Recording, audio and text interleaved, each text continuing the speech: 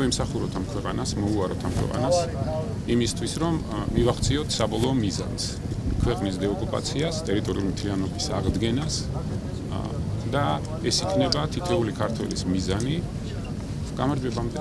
დღეს რასაკვირველია არის ძალიან სევდიანი დღე საქართველოს ისტორიაში, თუმცა ამავე დროს ჩვენ გვეამაყება, რომ ყავს გმირები, რომელთაც სიცოცხლე გასწირეს სამშობლოსთვის. ჩვენი ტერიტორიების ოკუპაცია არის საერთაშორისო სამართლის უხეში დარღვევა და მავთუხლართების კედელი აუცილებლად დაიშლება, როგორც თავის დროზე ბერლინის კედელი დაიშალა. დიდება მათ სახელებს ის ვინც იბრძოდა და იცავდა თავის სიცოცხლის ფასად ჩვენი ქვეყნის დამოუკიდებლობას და ერთიანობას.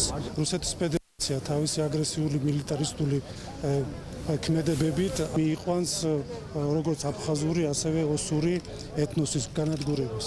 ნებისმიერი ქართველი ადამიანი ვალდებულია იბრძოლოს ქვეყნის დამოუკიდებლობისათვის და ზუსტად ეს ბიჭები შეეწირნენ ქვეყნის დამოუკიდებლობისათვის ბრძოლას.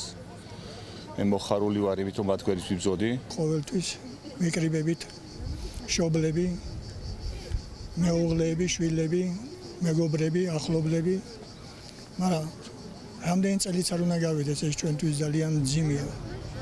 მით უმეტეს შვილის დაკარგვა და მით უმეტეს ორი შვილის დაკარგვა მშობლებისთვის ეს აუტანელი ამბავია საერთოდ.